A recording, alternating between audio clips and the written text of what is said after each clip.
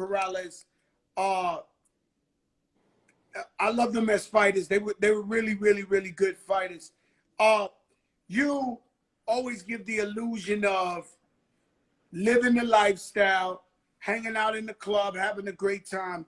But I have never seen you sip a glass of liquor in my life. I watch you in the club buy 100 bottles, but you don't sip that.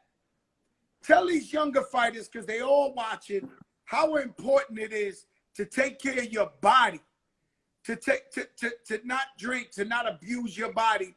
If you want to be champ, become champ and stay champ in the game. You can't just live it for a few months or a few weeks. This boxing really is really a lifestyle, period.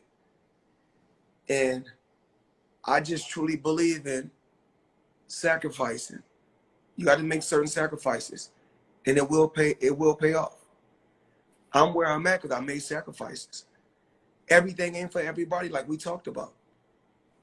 And that's why I'm still living a great life, and that's why I'm still basically in a fight game. And, you know, as far as with Mayweather Promotions, as well as PBC, I think we're working with, right now we have somewhere upwards of between 200 and 300 fighters. How's Yaya doing? You got me to do her Sweet 16. Was it her Thank you. Yeah. Actually, a lot of people don't know that that you done the Sweet 16 birthday party. You always showed up. You always supported me. And people don't know, Joe, me and you always had a great relationship. I love you. And I love you too, because it's always been nothing but respect. Even like I said before, when you have problems with other people, when you seen each other, it was nothing but respect and the feeling. Will you ever, let me ask you something, will you ever get along with 50 again? Because I be thinking it's like, it's really, I think is it just entertainment? Well, my thing really is this, Joe. You can't hang out with me every day for years. Then all of a sudden, if I don't give you half of my company, now it's, oh, you're dumb and you're stupid and you can't do this and you can't do that. But if I can't do all these things, why are you hanging around me? That's all I'm trying to ask. If I'm such a person that don't know certain things and I'm not that sharp, why you want to be around me every day? You know, I love seeing, because my thing is this, and this is the truth, and I come on record and say this. Right now, today, I don't know what nobody else can do, but I can sit in my house and I don't have to do nothing else for the rest of my life, and I still would collect.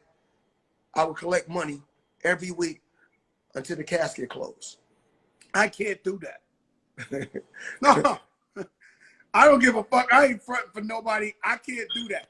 But Joe, you know what I did, Joe? The reason why I can do that, Joe, is because guess what? When I got around certain individuals, those certain individuals who had it, when I got with those Jewish guys and I got with those white guys, I didn't say, you know what? Oh man, let me ride on your plane. No, if you guys say that I'm your friend and you guys really feel like, yo, don't use me just for my clout. Yo, I want to know the same thing that you did with your money. You know what I'm saying? So you built generational wealth. I want to do the same thing you did. Now show me. Because there's only 3 ways you can learn: hearing, seeing, and physically doing hands-on. And I can learn all 3 different ways. So once they showed me, it started off back in the day. My first investment that I did years ago, I started off with $5 million. Then that $5 million went to 9 figures.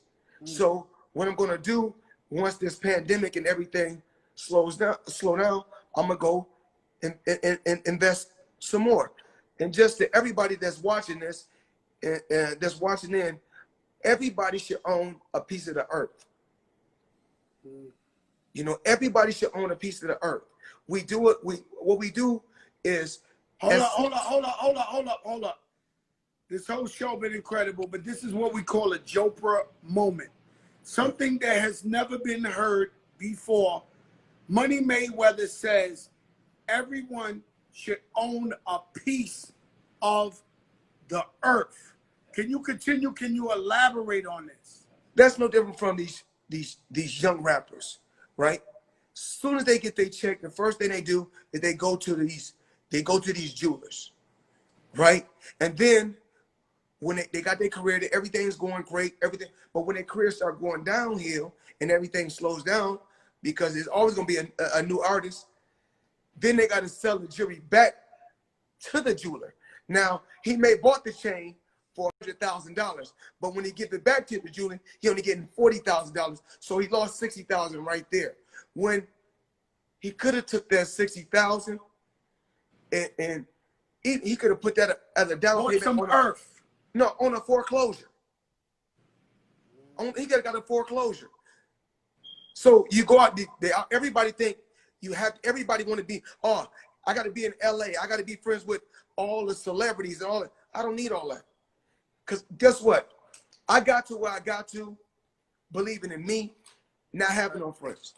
So and that's what it takes for any winner to believe in themselves. Not even rap, not even boxing, not even just when you growing up. Just you got to believe in yourself, no matter what. You know what I mean? And if you want to survive, you want to win, you must believe in yourself. That is very important. And so the thing is this. A lot of times, like initially, when somebody go buy a house, like you go buy a house in Beverly Hills, and people initially, yeah, a person can get the house, but they can't maintain it because the taxes. You got to pay. The taxes is crazy. So, like with me, like I said before, when you surround yourself, what makes me so smart as well as intelligent, when it's things that I don't know, I'm going to hire a person around me that does know. So, and that person has to have a lot of experience at what they're doing also. You know what I'm saying? So you go through some, you go through ups and downs. And, as far as like what my real estate portfolio is crazy. My house in Miami, since I've been retired. I just bought a $22 million house in Miami while I'm retired. So, like I said before, I got intangible income. And so when you're dealing with true businessmen, you're gonna always has this guy Al Heyman helped you a lot in like guiding you because I know you that's my father. That's what I'm saying. Everybody talks so incredible about Al Heyman. Can you tell me about this guy, man? Because they say beautiful things about this guy. Well, if nobody don't know, everybody know he's the original, because I gave him this name years ago. That's the original Ghost. I gave him that name years ago. So what happened was this. He plays chess, and he don't like to be seen. He played the background, but he's unbelievable, unreal. I mean, anything that you want to do, I don't care what it is. So when Al stopped doing, Al was just dealing with because he was doing concerts. He was doing concerts back in the late 70s, and driving Rolls Royces in 1980. So what happened was he done deals with Budweiser. He done the biggest deals. He done some of the biggest Superfests and all that. Budweiser, Superfest, Michael Jackson. I mean, the list goes on and on. But at one point, he had stopped dealing with rap music. But then when he got with me, I said, you know what? We could do the Lil Wayne I Am Money tour. We done that tour. So a lot of tours that Al do, I'm still involved. So it's a lot of things that goes on in music still right now that I'm involved in, and a lot of other businesses that I own, a lot of buildings and different things that I own that I don't even talk about. So even like when, well, you know what, Floyd? you know what? I know you too humble, and I know you take care of a lot of people. I do know that you paid for George Floyd's funeral. Yes. And why did you feel like you had to do that? And what made you feel like I got to represent for this man and his family? Well, for number one, his name is Floyd. I mean, he got Floyd in his name. That's just for starters. But actually, man, because they say actions speak louder than words. So everybody always getting out there, oh, this or this. I'm not gonna do that. I'm gonna be a professional, because a lot of businesses that got tore up are businesses that I own. But I don't speak on that. You know, we live and we learn. And my thing is this: we have to. The thing is, we doing a lot of talking, but like I said, it's all about actions. You know, you got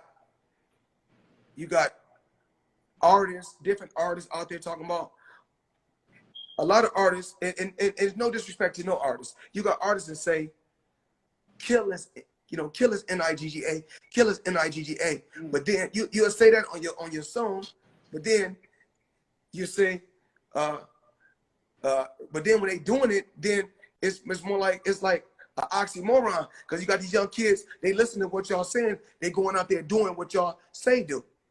So we got to really be careful with what we say in this music nowadays, because these kids follow what these artists say. And what I would say to the young generation is, let your mother and your father, if they're doing something positive, I mean, let your mother and your father be your role models. That's right. Yeah, and because the music, you know, music is art.